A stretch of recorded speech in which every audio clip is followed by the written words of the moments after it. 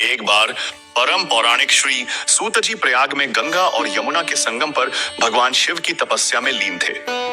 उसी समय वहां महर्षि शौनक कई ऋषियों के साथ पहुंचे। उन्होंने सूत जी से हाथ जोड़कर प्रार्थना की, प्रभु, हम इस संसार रूपी समुद्र में डूब रहे हैं, हमें किनारा नहीं मिल रहा।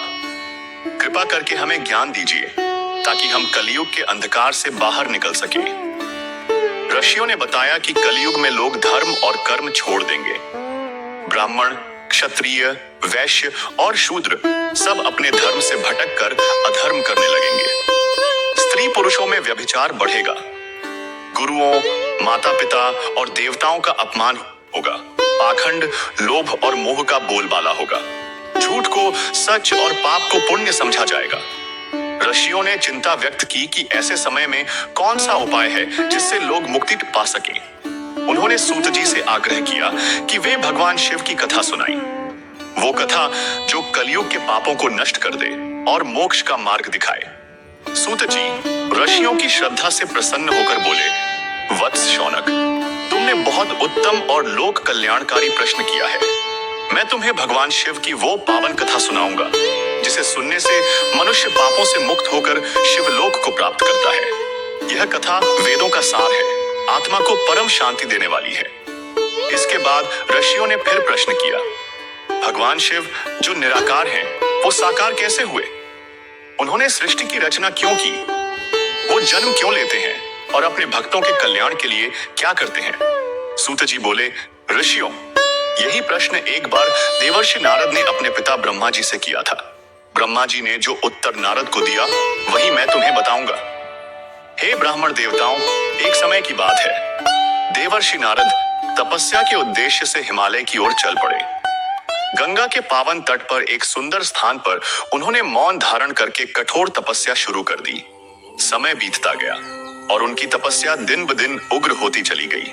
अब देवताओं के राजा इंद्र को यह देखकर घबराहट होने लगी। उन्हें शंका हुई कि कहीं नारद जी उनके स्वर्ग के सिंहासन की इच्छा से तो तप नहीं कर रहे। ये सोचते ही उन्होंने कामदेव को बुलाया और बोले, मित्रवर, तुम्हारी सहायता से मैंने पहले भी बहुतों का अहंकार चूर चूर किया है। अब एक बार फिर तुम्हारी जरूरत है। नारद इस समय हिमालय पर्वत पर गंगा जी के किनारे घोर तपस्या में लीन है। कहीं ऐसा न हो कि वह मेरे स्वर्ग का ही सिंहासन मांग ले। जाओ और उनके तप को भंग कर दो। कामदेव ने तुरंत अपनी माया की सेना तैयार की और चल पड़ा उस दिशा में जहां नारद जी तप में लीन थे। वहां पहुंचकर उसने अपनी मोहिनी माया फैलाई। सुंदर सुंदर बाग बगीचे, मंद मंद शीतल सुगंधित हवाएं, कोयल की मधुर कूक और अप्सराओं का मन मोह लेने वाला नृत्य गान, सब कुछ ऐसा कि कोई भी तप छोड़ दे। मगर नारद जी अड़िग रहे। उनकी समाधि भंग नहीं हुई। असल में इस स्थान की पवित्रता ही कुछ और थी। यही वो स्थान था जहां पहले भगवान शंकर ने भी कठोर तपस्या की थी। और कामदेव जब शंकर जी की तपस्या भंग करने आया था, तब शंकर जी ने उसे भस्म कर दिया था। बाद में रति के दुहक से द्रवित होकर उसे फिर से जीवन दान तो दिया, लेकिन वरदान यही दिया, अब से इस स्थान पर तेरा कोई प्रभाव नहीं चलेगा। बस यही कारण था कि कामदेव लाख कोशिशों के बावजूद भी नारद जी की तपस्या को डिगा नहीं पाया। हारकर वो इंद्र के दरबार में लौटा और पूरी घटना विस्तार से सुनाई। इंद्र को कुछ समझ नहीं आया, लेकिन वो नारद जी की तपस्या की प्रशंसा करने लगा। अब नारद जी को इस सारी घटना से कामदेव पर अपनी विजय का थोड़ा अभिमान हो गया। उन्होंने भगवान शंकर के पास जाकर इस सारी कथा को बड़े गर्व के साथ सुनाया। शिवजी मुस्कुराए और बोले, ऋषिराज, आप धन्य हैं, लेकिन मेरी एक बात याद रखना, यह बात किसी और देवता से मत कहना, और भगवान विष्णु से तो बिल्कुल नहीं। सूत जी बोले, हे ब्राह्मणों, भगवान शंकर ने नारद जी को एकदम सही सलाह दी थी, लेकिन नारद जी को यह बात पसंद नहीं आई। वो वहां से उठकर ब्रह्मा जी के पास चले गए, उन्हें प्रणाम किया और फिर वही तपस्या, वही कामदेव पर विजय की बात बड़े गर्व के साथ सुना दी। ब्रह्मा जी ने शंकर जी का ध्यान करके सब समझ लिया और वही चेतावनी दोहरा दी, बेटा नारद, यह बात किसी और को मत कहना, विष्णु भगवान से भी नहीं। लेकिन अब तक नारद जी के मन में अहंकार घर कर चुका था। उन्हें यह सलाह भी रास नहीं आई और वो सीधे विष्णु लोक जा पहुंचे। वहां विष्णु भगवान ने उनका आदर सत्कार किया और कुशल क्षेम पूछा। नारद जी ने तपस्या और कामदेव पर विजय की सारी बात गर्व से कह सुनाई। भगवान विष्णु मुस्कुराते हुए बोले, शिव जी की माया बड़ी ही अद्भुत है। आप तो ब्रह्मचारी हैं, कामदेव आपका क्या कर सकता है? नारद जी ने विनम्रता से जवाब दिया, प्रभु यह सब आपकी ही कृपा है, और वहां से चले गए।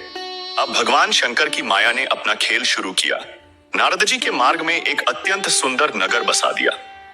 उस नगर के राजा का नाम था शील निधि और उसकी कन्या थी विश्व मोहिनी, सौंदर्य की खान। जब नारद जी उस नगर में पहुंचे तब उन्हें पता चला कि आज वहां विश्व मोहिनी का स्वयंवर हो रहा है। चारों दिशाओं से राजा महाराजा वहां एकत्र हुए थे। नारद जी भी वहां पहुंचे।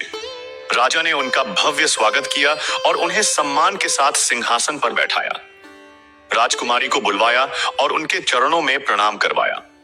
राजकुमारी को देखते ही नारद जी मोहित हो गए और जब उन्होंने उसके शरीर के लक्षण देखे तो समझ गए ये कन्या किसी अजर अमर और अविवाशी को ही वर के रूप में चुनेगी। नारद जी मन ही मन सोचने लगे, काश मैं भी सुंदर और रूपवान होता तो इसे वर रूप में पा सकता। उन्होंने तुरंत भगवान विष्णु का ध्यान किया और विष्णु जी प्रकट होकर बोले, ऋषिराज, मैं आपके मन की बात समझ गया हूं, लेकिन जैसे कोई सच्चा वैद्य रोगी की इच्छानुसार दवा नहीं देता बल्कि उसके हित की सोचता है, वैसे ही मैं भी आपके हित का ही काम करूंगा। इतना कहकर विष्णु जी अंतर्ध्यान हो गए। अब नारद जी को यह बात समझ नहीं आई। भगवान की इच्छा से उनका पूरा शरीर तो विष्णु जी जैसा बन गया, लेकिन चेहरा वो बंदर जैसा हो गया। नारद जी को इसका ज्ञान नहीं था। उन्हें लगता रहा कि वो अत्यंत रूपवान दिख रहे हैं। वे बड़े आत्मविश्वास के साथ स्वयंवर मंडप में आकर बैठ गए। उन्हें पूरा यकीन था कि राजकुमारी वही उनके गले में जयमाला डालेगी। अब हुआ कुछ और ही। भगवान विष्णु ने उन्हें जो चेहरा दिया था वो सिर्फ राजकुमारी देख सकती थी। बाकी सबको नारद जी जैसे थे वैसे ही दिख रहे थे। जैसे ही राजकुमारी पंडाल में आई, नारद जी बार बार उठ उठकर उसकी ओर देखने लगे। शिव जी के दो दूत जो ब्राह्मण के वेश में वहां बैठे थे, उन्हें देखकर हंस हंस कर लौटपोट हो रहे थे। पर नारद जी को कुछ समझ न आया।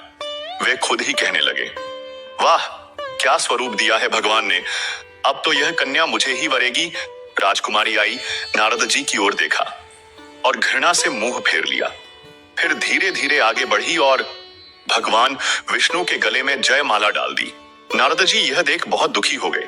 तभी शिवदूत हंसते हुए बोले, ऋषिवर, जरा दर्पण में अपना चेहरा तो देखिए। यह कहानी न केवल नारद जी के अहंकार और उसकी परिणति की गाथा है, बल्कि यह भी बताती है कि भगवान के कहे अनुसार न चलने पर माया कैसे खेल खेलती है। यदि आपको यह कहानी ज्ञानवर्धक और प्रेरणादायक लगी हो तो कृपया हमारे चैनल को सब्सक्राइब करें, वीडियो को लाइक करें, अपने दोस्तों और परिवार के साथ शेयर करें। कमेंट करके जरूर बताएं कि आपको कहानी कैसी लगी। और हाँ, बेल आइकन दबाना न भूलें ताकि इस कहानी का अगला भाग और अगली रोचक और रहस्यमयी कहानियों की सूचना आपको सबसे पहले मिले। आपके एक क्लिक से हमें मिलेगा हौसला और भी बेहतरीन कहानियां लाने का। धन्यवाद।